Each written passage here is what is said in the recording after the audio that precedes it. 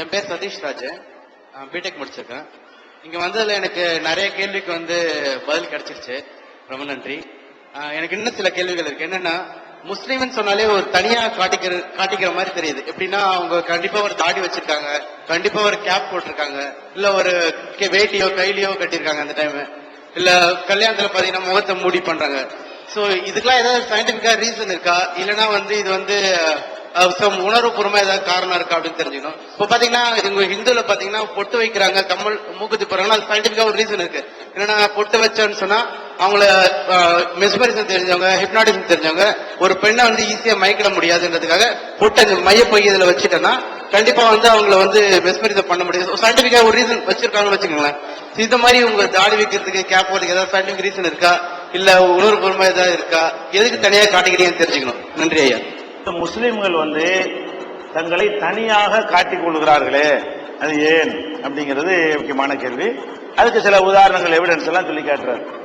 முதலாவதாக, முஸ்லிம்கள் எல்லாம் அந்த லுங்கி கைலி கட்டுவாங்க இல்லையா, அதை தனியா உள்ள விஷயமா சொல்றாங்க. இஸ்லாத்துல கைலி தான் கட்டணும்னு சொல்லப்படவே இல்லை. இந்த முஸ்லிம்கள்ல இப்ப முக்கால்வாசி பேண்ட் போட்டு உட்கார்ந்து இருக்கிறாங்க. இப்ப பாத்தீங்கன்னு சொன்னா, நீங்களா விலைக்கு செய்யறதை விட அப்படி முஸ்லிம்கள் என்ன செய்யற, எல்லாருமே லுங்கி கட்டிட்டு இருக்கிறது கிடையாது. எல்லாருமே அதிகமான பேர் பேண்ட் தான் போடுறாங்களே தவிர, மிக குறைந்த அளவுல உள்ளவங்க என்ன செய்வாங்க, லுங்கி கட்டுவாங்க. அதே மாதிரி வேஷ்டி கட்டக்கூடிய முஸ்லிம்களும் சில பேர் இருக்கிறாங்க. ஆனா இந்த லுங்கி கையில எதுக்காக கட்டுறாங்கன்னு சொன்னா, அது ஒரு வசதியா இருக்கும். பாத்ரூம் போறதுக்கு, உட்காருவதற்கு. நீங்க சேர்ல தான் உங்களுக்கு எல்லாம் பேண்ட் போட்ட அளவுக்கு உட்கார முடியும். சம்மணம் போட்டு உட்கார சொன்னா உங்களுக்கு டைட்டா பிடிச்சு என்ன செய்யும், உடம்பு போட்டு இருக்கும். இந்த லுங்கி அதுக்கெல்லாம் வசதியா இருக்கும். வேஷ்டி கட்டினீங்கன்னா காத்துல பறந்து தொடையெல்லாம் தெரியும். இந்த லுங்கி என்ன செய்யாது, காத்துல பறந்து அந்த தொடையெல்லாம் வெளிப்படுத்தாம இருக்கும். இந்த மாதிரி ஒரு வசதியை கருத்துல கொள்ளக்கூடிய சில பேர், எல்லா முஸ்லீம் இல்ல, சில பேர் அவங்க விருப்பத்தின் அடிப்படையில் தான் லுங்கி கட்டுறாங்களே தவிர அது இஸ்லாத்தின் சட்டம் கிடையாது. பேண்ட் போட்டா போட்டு போங்க, வேஷ்டி கட்டினா கட்டிட்டு போங்க. ஆனா இந்த தொடைகளே காட்ட அளவுக்கு என்ன செய்யுங்க, பின்ன போட்டுக்கிறங்க. அது வேண்டாம், தொடையை திறந்து காட்டிட்டு போக கூடாது இல்லையா. சில ஆளுக்கு வேஷ்டி கட்டுவாங்க, அவங்க நடக்கும்போது என்ன செய்யும், தொடை உள்ள தூரம் தெரியும். அதுதான் தடையை தவிர வேஷ்டி தடை கிடையாது. அப்ப அந்த மாதிரி அடிப்படையில இந்த லுங்கிக்கு இஸ்லாத்துக்கு என்ன இல்ல, எந்த விதமான சம்பந்தமும் கிடையாது. இன்னும் சொல்ல போனா, அரபு நாடுகளுக்கு போனா அவன் லுங்கியை பார்த்திருக்க மாட்டான். அவன் லுங்கியை அவனை பார்த்துருக்கா இல்லையா, தோப்பு போட்டுக்கான அவன் ஒரு பெரிய ட்ரெஸ் போட்டிருப்பானே தவிர, சரி வடநாட்டுக்கு போனா லுங்கியா கொடுத்துறான், முஸ்லீம்லாம் பைஜாமா போடுவான். வடநாட்டுக்கு போனீங்கன்னா அவனு முஸ்லீம் தானே, முஸ்லீமுக்கு உள்ள உடனே உலகம் பூரா அப்படித்தானே கொடுத்தனு, உலகம் பூரா அப்படி பார்க்க மாட்டீங்க. வடநாட்டுக்கு போனீங்கன்னா அவன் குர்தா பைஜாமான்னு என்ன செய்வான், பேண்ட்ல லேசா மெல்லிய துணியில பேண்ட் மாதிரி சுர்வால்னு சொல்லுவான், அதை மாட்டிக்கிட்டு தெரியறான் முஸ்லீம் ஆளு. அப்ப முஸ்லீமுக்கும் லுங்கிக்கும் சம்பந்தமே கிடையாது. இன்னும் சொல்ல போனா, சில கிராமங்களுக்கு போனீங்கன்னா, எங்க ஊர் ராமநாதபுரம் மாவட்டத்துக்கு வந்தீங்கன்னு வைங்க, இந்துக்களும் லுங்கி தான் உடுத்துவாங்க. முஸ்லீம் எப்படி கையில் கொடுத்துறானோ, எங்க ராமநாதபுரம் ஜில்லாக்கு வந்தீங்கன்னா இந்துக்களும் இந்த மாதிரி என்ன செய்வாங்க, கலர் கையில கொடுத்துட்டு போவாங்களே தவிர அவங்களும் பேண்ட் போட மாட்டாங்க. அது வசதியா இருக்குது அப்படின்னு நினைத்துக் கொண்டு, அதனால இந்த லுங்கி என்பது ஏதோ ஒரு பழக்கத்துல எங்கள்கிட்ட நுழைஞ்சதே தவிர மார்க்கத்தில் அது ஒரு முக்கியத்துவம் கிடையாது. அந்த அடையாளமும் நாங்க வச்சுக்கல. அடையாளம்னா எல்லாரும் அப்படி பண்ணிட்டு இருப்போம். பள்ளி வாசலுக்கு பேண்ட் போட்டு போய் தொழுவ போறாங்க. நாங்க பள்ளி வாசல்ல கூட நீ லுங்கி கட்டிட்டு வரணும்னு நாங்க சொல்றது கிடையாது. பள்ளி வாசல்ல தொழுகிற ஆளுகளை பாத்தீங்கன்னா அதிகமான பேரு பேண்ட் போட்டு தொழுவக்கூடியவர்களை பார்க்கலாம். அது ஒரு விஷயம். அடுத்து என்ன வித்தியாசமா நீங்க காட்டுறீங்கன்னு கேட்டா, தொப்பியை சொல்றீங்க. தொப்பி எடுத்துக்கிட்டீங்கன்னா, இங்க வந்திருக்கக்கூடியதுல மொத்தம் எடுத்துட்டு 5 பேர் தொப்பி போட்டுருக்காங்க. இங்க மொத்தம் நான் எண்ணிட்டேன். அவர் கேள்வி கேட்கும்போது எண்ணிட்டேன், 5 பேர் தான் தொப்பி தெரியுது. அப்ப அவ்வளவு முஸ்லீம் தொப்பி போடல. தொப்பியை ஒரு அடையாளமா என்ன செய்யல, நாங்க ஆக்கணும் எல்லாரும் போட்டிருக்கணுமா இல்லையா. தொப்பியை பொறுத்த வரைக்கும் இஸ்லாத்திற்கும் தொப்பிக்கு எந்த விதமான சம்பந்தமும் கிடையாதுங்க. தொப்பி போடணும் என்று எங்க மார்க்கத்தில் சொல்லப்படவே கிடையாது. தொப்பி எப்படி வந்துச்சு, அப்ப நீ போட்டிருக்கேன்னு சந்தேகம் மனசுக்குள்ள உங்களுக்கு இருக்குது, அது கிடைச்சா நான் சொல்றேன். அப்ப தொப்பி எப்படி வந்தது என்று சொன்னால், உலகத்துக்கெல்லாம் ஒரு இஸ்லாமியர்களுக்கு தலைமை சவுதி ஒரு காலத்தில் தலைமையா இருந்தது. ஒரு காலத்துல துருக்கி இருக்குல்ல, துருக்கி நாடு, அந்த துருக்கி உலக முஸ்லிம்கள் எல்லாம் தலைமைத்துவமா இருந்தது. அங்கதான் இஸ்லாமிய அரசாங்கம் இருக்கும், அவங்க தான் முக்கியமான டிசிஷன் எல்லாம் எடுப்பாங்க. அவங்களுடைய கையில தான் மக்காவெல்லாம் இருக்கும், மக்கா மதீனாவெல்லாம் துருக்கியர்கள் கையில தான் இருக்கும். அவங்க தான் அதை நிர்வாகம் பண்ணுவாங்க. அப்ப துருக்கியர்கள் கையில இருந்த காரணத்தினாலதான் எங்களுக்கு கூட துருக்கேன்னு பெயர் வந்தது. துருக்கேன் துலுக்கேன் வந்துச்சு பாத்தீங்களா, துலுக்கங்கிறாங்களே, அது கூட ஏன் வந்துச்சுன்னு கேட்டா, துருக்கிய தலைமையா கொண்டிருக்கிறாங்க அப்படின்னு நினைத்து கொண்டுதான் பாரதியார் கூட பாட்டு படிப்பாரு. தில்லி துருக்கர் செய்த வழக்கம் அப்படின்னு சொல்லுவாரு. திக்கை வணங்கும் துருக்கர், திக்கை நாங்க வணங்கல, அவர் அந்த வார்த்தைக்காக சொல்லி காட்டுறேன். திக்கை வணங்கும் துருக்கர் அப்படின்னு சொல்லுவாரு. அப்ப துருக்கருங்கிற சொல்லுதான் துலுக்கன்னு சொல்லி என்ன செய்யுது பின்னாடி அது மாறுகிறது. அப்ப துருக்கி தான் எங்களுக்கு தலைமை அப்படின்னு ஒரு காலம் வரும் பொழுது அந்த காலகட்டத்தில் துருக்கியர்கள் அவங்க நாட்டுல கலாச்சாரம் தொப்பி போடுறது, துருக்கி நாட்டு கலாச்சாரம் தொப்பி போடுறது, அவன் எல்லாம் தொப்பி போட்டுட்டு இருப்பான். அதை பார்த்து நம்மளுக்கு என்ன பண்ணிட்டான், நம்ம துருக்கின்னு சொல்றாங்க நம்மளும் தொப்பி போட்டா என்ன அப்படின்னு சொல்லி எங்க ஆட்களுக்கு உண்டானது தானே தவிர நபிகள் நாயகம் தொப்பியே போட்டது கிடையாது. அழகா சீவி ஸ்டைல் பண்ணி அழகா நெளியா விட்டு நடுவுல முடி எடுத்து நெத்தியில எல்லாம் விட்டுருப்பாங்க. அந்த மாதிரி ஸ்டைலாகத்தான் நபிகள் நாயகம் இருந்திருக்கிறாங்க, அப்படிதான் இருக்க சொல்லி இருக்கிறாங்க. தொப்பி என்பது போட்டா ஒரு அடையாளமா போட்டுக்கலாம். நான் எதுக்கு அதை போடுறேன்னு கேட்டா மார்க்கத்துல போடணுங்கிறதுக்காக போடுறது கிடையாது. நான் இந்த மாதிரி பொது சபையில போடுற காரணம் என்னன்னு கேட்டா எங்க மக்கள் விளங்காம தொப்பி போடுவது இஸ்லாத்துடைய கடமைன்னு சொல்லி விளக்கி வச்சிருக்கான்.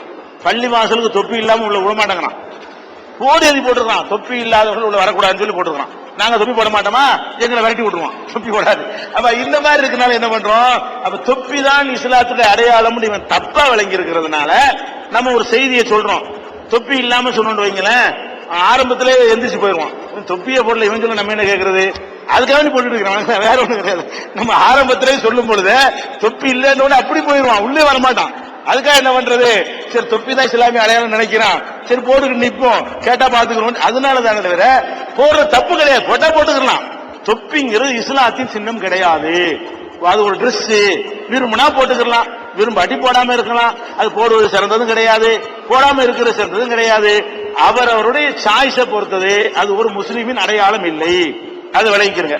அதனால நிறைய பேர் இப்ப தொப்பி போடாம, நீங்க மக்காவுல எல்லாம் அந்த சவுதி சேனல் காட்டுவான்ல, அங்க தொழுவுறதை காட்டுவான், யாருமே தொப்பி போட்டுக்க மாட்டாங்க. சவுதி சேனல்ல எங்களுக்கு புனித பள்ளி வாசல் இருக்க அங்க எடுத்து காட்டுவான், யாரும் தொப்பி. நம்ம நாட்டில் உள்ளவங்களுக்கு எடுத்துட்டாங்க, தொப்பி தான் இஸ்லாம்னு சொல்லி இங்க உள்ள அஜரத்து மாறல் மத குருமார்கள் ஆக்கிட்டாங்களே தவிர எங்க மார்க்கத்தில் சட்டம் கிடையாது. போட்டா போடலாம், போடாட்டி விட்டுறலாம், அது அடையாளம் இல்லை. அடுத்து என்னன்னு கேட்டா தாடியை கேட்கிறார், தாடி வச்சுட்டு இருக்கிறீங்க முஸ்லீம் தாளே அப்படின்னு சொல்றாரு. அதுலயும் நீங்க கவனிக்கணும், முஸ்லீம் மட்டுமா தாடி வைக்கிறாங்க, ஈவரா பெரியார் கூட தான் தாடி வச்சிருந்தாரு. உனக்குதா அவர் பெரிய சிந்தனை வச்சிருந்தாரு. பெரிய பெரிய விஞ்ஞானிகள்லாம் நினைச்சிருக்கிறாங்க தாடி வச்சு, லெனின் கூட தாடி தான் வச்சிருந்தான். அவர் பெரிய பெரிய அறிவாளிகள் புரட்சியாளர்கள் எல்லாம் தாடி வச்சிருந்திருக்கிறாங்க. தாடிங்கிறது முஸ்லீம்களுடைய ஒரு சினிமாடைய ராஜேந்திர கூட தாடி தான் வச்சிருக்காரு. கொஞ்ச நாளைக்கு சில நடிகர்கள் தாடி வைப்பாங்க எடுப்பாங்க, அப்படிலாம் கூட நடிகர்கள்லாம் இருக்கத்தான் செய்யறாங்க. அப்ப சிபுசோரன் அன்னைக்கு முதலமைச்சர் ஆகியிருக்காரு, அவர் கூட தாடி தான் வச்சிருக்காரு. ஜார்க்கண்ட்ல நீங்க முதலமைச்சரா இருக்கிற சிபு சோரன் அவர் தாடி வச்சிருக்காரா இல்லையா, அவர் முஸ்லீம். அவரு இப்ப தாடி என்பது எல்லாருமே வைக்கிறாங்க. நிறைய பேர் பெரிய பெரிய சாமியார்கள் தாடி வைக்கிறாங்களே. இந்து மதத்தில் உள்ள பெரிய பெரிய வள்ளுவருக்கு தாடி தானே இருக்குது. ஆனா உண்மையில வள்ளுவருக்கு தாடி கிடையாது, சேவ் பண்ண மூஞ்சியோட தான் முந்தி வச்சிருந்தாங்க. பின்னாடி மாத்தினாங்க, லுக்கு நல்லா இல்லைன்னு சொல்லி பின்னாடி இதை மாத்திக்கிட்டாங்க. இருந்தாலும் தாடி காட்டுறாங்க இல்லையா. வள்ளுவருக்கு என்ன இருக்கு, தாடி இருக்கு. ஏசுனாருக்கு போது தாடி இல்லாம தான் வச்சிருந்தாங்க. அப்புறம் பார்த்தா தாடி இருந்தா தான் அதுல ஒரு லுக்கு இருக்கு, ஒரு ஆன்மீக லுக்கு இருக்கும். பின்னாடி தாடியை சேர்த்தாங்க, இருந்தும் தாடி சேர்த்து விட்டாங்களே இல்லையா. அப்ப ஏசுனாருக்கு தாடி, வள்ளுவருக்கு தாடி, பெரியாருக்கு தாடி, அது மாதிரியான காரல் மார்க்ஸ் தாடியா, காரல் மார்க்ஸ் கூட தாடி தான் நினைக்கிறேன். அப்ப எல்லா பெரிய அறிவாளி சிந்தனையாளர் தாடி தான் வச்சிருந்திருக்காங்க. அதனால இஸ்லாமிய ஒரு கலர் அதுக்கு பூச வேண்டிய அவசியம் கிடையாது. அதே நேரத்தில் இஸ்லாம் இதை பத்தி என்ன சொல்லுதுன்னு கேட்டா தாடியை மட்டும் வலியுறுத்துது, லுங்கியை வலியுறுத்தல, தொப்பியை வலியுறுத்தல. தாடியை பொறுத்த வரைக்கும் இஸ்லாம் என்ன பண்ணுதுன்னு கேட்டா அதை வையுங்க அப்படின்னு சொல்லுது. ஏன் சொல்லுது அப்படின்னு கேட்டா, இப்ப ஆணு பெண்ணு ரெண்டு படைப்பு நம்ம இருக்கிறோம். பெண்கள் அவங்க பெண்கள் தான் என்று காட்டுவதற்குரிய எல்லா அடையாளங்களையும் அவங்க வெளிப்படையா வச்சிருக்கணும், ஆண் தன்மை வந்துடக்கூடாது. அதே மாதிரி ஆண்கள் ஆண்களுக்கு மாத்திரம் பிரத்யேகமா உள்ளதை மறைக்க கூடாது. அது அவங்களுக்கே உள்ள பிரத்யேகமான தன்மைங்கும் போது அதை வெளிப்படையா ஆணுங்கிறத காட்டணும். அந்த மாதிரி இருக்கிறதுனால இந்த தாடி என்பது பெண்களுக்கு மட்டும் ஆண்களுக்கு மட்டும் வருதா, ரெண்டு பேருக்கும் வருதா?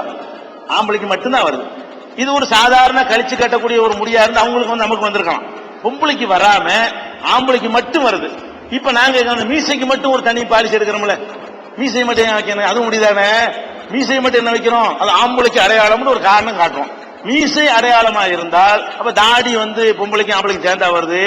மீசை எப்படி ஆம்பளைக்கு மட்டும் வருகிறதோ அது மாதிரி தாடியும் ஆம்பளைக்கு மட்டும்தான் இருக்கிறது. அப்ப கடவுள் என்ன பண்றாருன்னா, ஆம்பளைன்னா முகத்துல இப்படி ஒண்ணு இருக்கணும்னு நமக்கு ஸ்பெஷலா படைக்கிறாரு.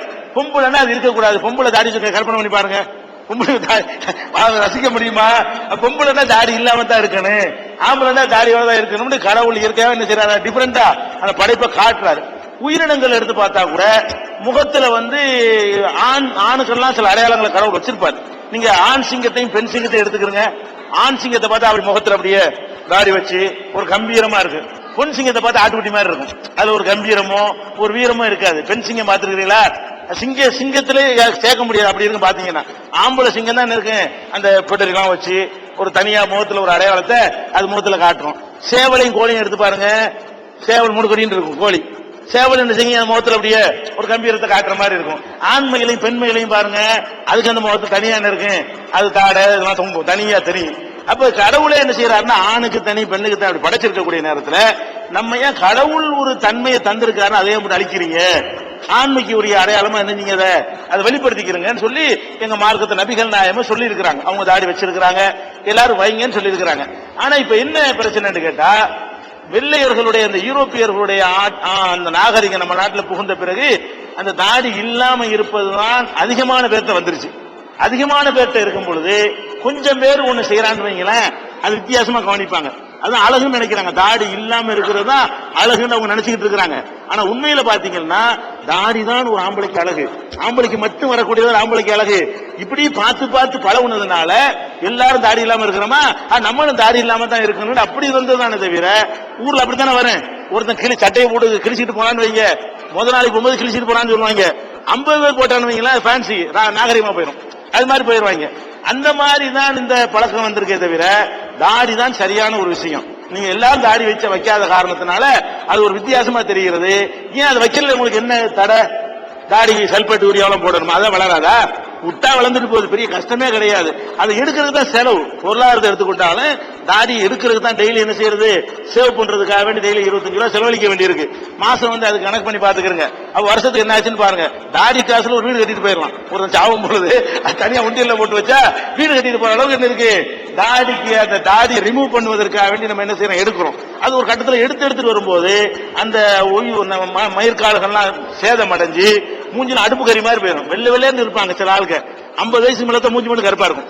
ஏன்னா எடுத்து நெஞ்சில அந்த இடத்துல அது மாதிரி பாதிப்பு ஏற்படக்கூடிய காட்சியெல்லாம் பாக்குறோம். அதனால அந்த தாடி இல்லாம இருக்கிறது நல்லதே கிடையாது. என்ன ஒரு பழமொழி சொல்லுவாங்க, எல்லாரும் நிர்வாணமா இருக்கிறான்னு வைங்க. ஒரு ஊர்ல ஒருத்த மட்டும் கோமணம் கட்டிட்டு போனான்னு வைங்க, அவனை எல்லாரும் கை பண்ணுவாங்க. ஆனா கோமணம் தான் பரவாயில்லை, நிர்வாணத்தோட இது பரவாயில்ல. நிர்வாணமா ஒண்ணும் இல்லாம இருக்கிற விட கோமணம் பரவாயில்ல தானே. ஒருத்தன் கோமணம் கட்டிட்டு போனான்னு சொன்னா நிர்வாணமா இருக்கு அம்பிட்டு பேர் என்ன சொல்லுவாங்க. அந்த மாதிரி தாடி வச்சுக்கிறோம் கம்மியா போனோம்னு செய்யறாங்க. தாடி வைக்காதெல்லாம் ஒரு டிஃபரெண்டா பாக்குறாங்களே தவிர எல்லாரும் வச்சுட்டு ஒரு பிரச்சனை கிடையாது. அதனால தாடிங்கிறது ஆம்பளைக்குள்ள அழகு தானே, ஆம்பளைக்கு மட்டும்தான் வருது. மீசையை நம்ம வைக்கிறோமா இல்லையா, ஆம்பளைன்னு காட்டுற மாதிரி வைங்களேன். பொம்பளைன்னு என்ன செய்யணும், ஆம்பளை தாடி வைக்க சொல்லணும். நீ என்னை மாதிரி இருக்கிற, என் டிஃபரெண்டா இருப்பா, என்னை மாதிரி நீயா இருக்கிற. ஆம்பளை மாதிரி பொம்பளை இருந்தா பொம்பளை ஆம்பளை விரும்புவானா? அது மாதிரி பொம்பளை என்ன செய்யணும், நீ என்னை மாதிரி இருக்கிற, டிஃபரெண்டா வரி, எல்லாம் மாற்றமாயிரி. அப்பதான் ஆணுங்கிற அந்த ஒரு தன்மை நமக்கு ஏற்படும். அந்த மாதிரி ஒரு காரணத்தினால இஸ்லாம் என்ன சொல்லுதுன்னா தாடி எல்லாரும் வைங்க. இது முஸ்லீம் மட்டும் சொல்லல, ஆம்பளை எல்லாரும் வைங்க. ஆண்களும் தங்களை அடையாளப்படுத்திக்கிறேன்னு சொல்றாங்க. இது எல்லாரும் கடைப்பிடிக்கலாமே, தப்பு ஒண்ணும் கிடையாது.